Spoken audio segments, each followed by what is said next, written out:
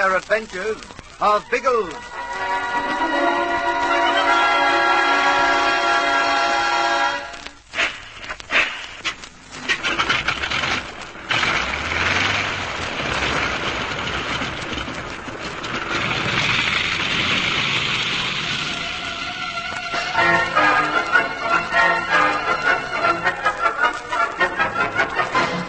A storm has broken over the drab, semi-arid island of Inagua. It is typical of the fierce weather that punctuates the blue calm of the West Indies. And Tom Hammonds knows that there's a wild night ahead. He and Biggles have been caught in the downpour and are fighting their way against the howling wind in an effort to reach the plain before the storm builds to its peak. Inland, near the pear-shaped lagoon, Ginge and Algy have abandoned their search for the papers, and they too are battling to return to the plain. But the plain itself is in danger. Big seas are already rolling through the bay and are dragging at the anchor.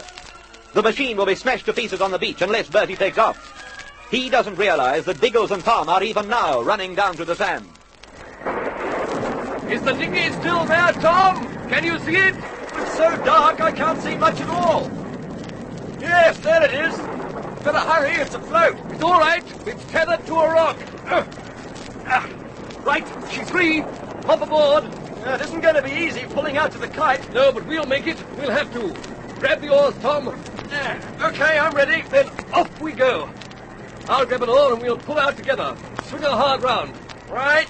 As hard as you can go. It's going to be a relief to be on the kite. I can't remember when I last relaxed. Shan't relax there. She'll have to take off. What?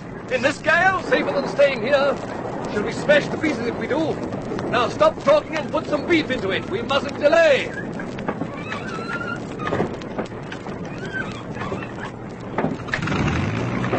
Hey, Biggles! I heard it. Bertie's starting up. I know. Keep rowing or we'll go round in a circle. But what's he thinking? He'll have to warm his engines for a few minutes, so we might make it full like blazes.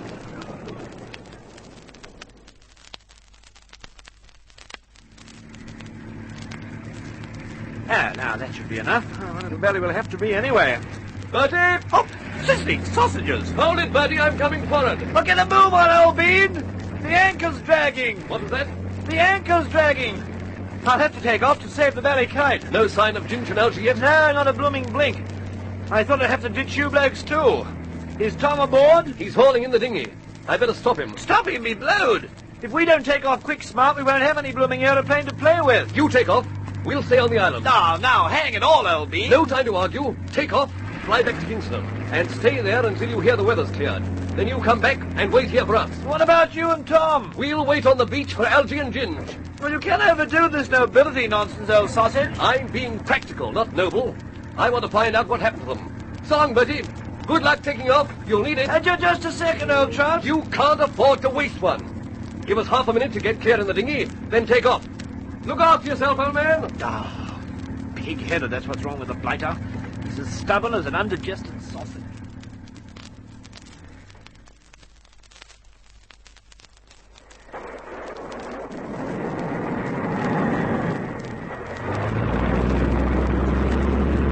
There he goes.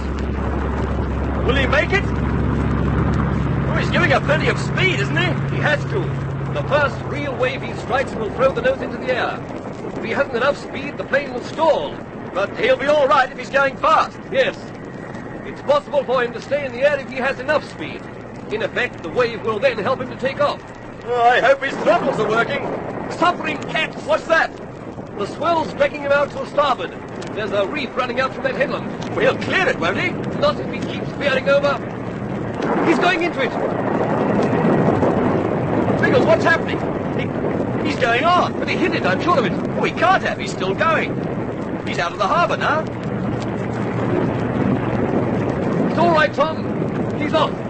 Did you see that?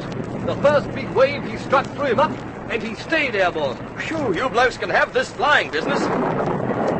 Well, it's not much good staying here. There's no protection. The clump of rocks ahead of us will be meagre, but they'll give us some cover. If we settle ourselves in there, we'll be able to take it in turns to sleep and keep watch for Algy and Ginger.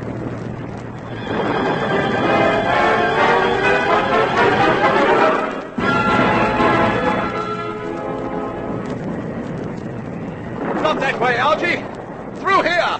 No, take us right off our compass course. But I'm sure it's the way we came. Can't help that. The compass says we head straight into the thorn. Jesus, Ghost, we can't go straight ahead, Algy. But we must, old man. We'll lose ourselves if we don't. But as far as I can see, we'll never get through. Look how thick it is. Yes, but we can only see a few feet. It might be all right beyond that. Yes, and it might not. Oh, all right, let's try it. Roger.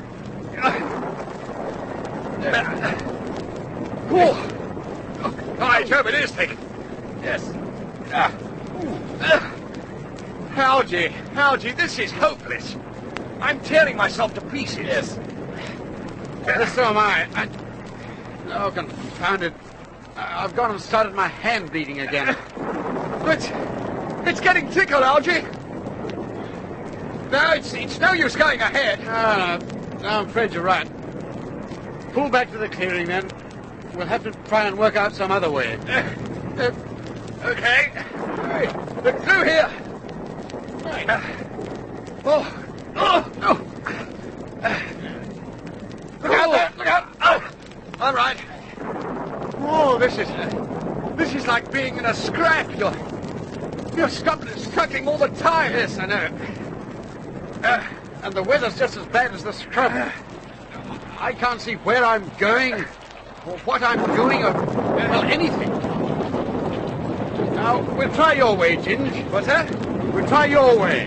What? But frankly, I think it'll lead us off the track. Oh, let's give up, Algy. We're getting nowhere. Do you realize that we're not much more than a mile from the hut? Yes, I know that, old man, but we simply can't give up. We must get back to the kite. It'll be morning before we do that.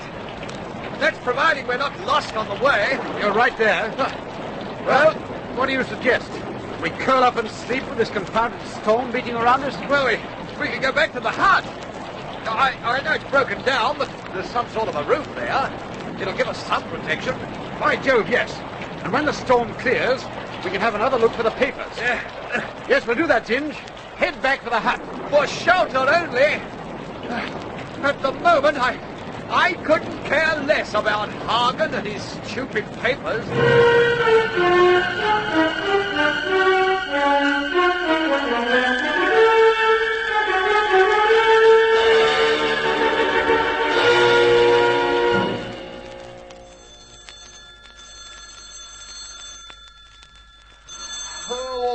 All right, I'm coming. You can't expect a man to wake up in a second.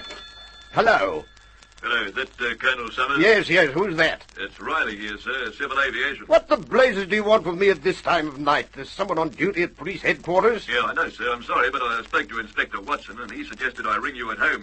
He thought you'd want to know. Know what, for heaven's sake? What is all this? It's about the English Air Police, sir. The party that took off for Inagua this morning. Bigglesworth's crowd? What's happened? The plane's returning to Kingston, sir. Air Constable Lissy radioed through a few moments ago. He's still in contact with control. Coming back, eh? Anything wrong? Yes, sir. Plenty, I gather. There's been a bit of a blow at Inagua, and Lissy damaged his plane taking off. His starboard float was smashed against his landing gear. Sounds bad enough, but what does it mean? It means that if he tries to put down on water, sir, there's no float to keep the wing up. So the plane will go straight into the drink. And he can't put down on land, sir, because his wheels are jammed. He can't put down on water, and he can't put down on land. That means he can't put down anywhere. Exactly, sir. But he's going to give it a go. How the blazes can he? Get on that radio and tell him not to be a fool. Well, he's got to put down sometime, sir. Might as well be now. He's going to attempt a crash landing on the drone, sir. Good heavens, he'll be killed. Riley, when's he due in? In about 20 minutes, sir.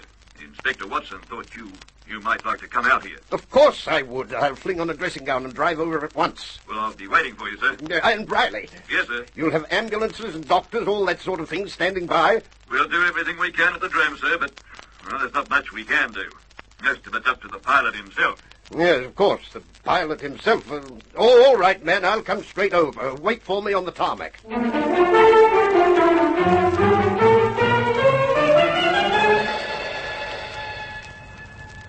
Here he comes, sir. He's throttled well back. Can he make it? I don't know, sir. It's a matter of luck now. Luck? You said it was up to the pilot. Yeah, up till this stage.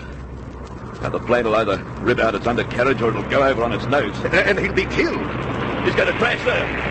He'll crash!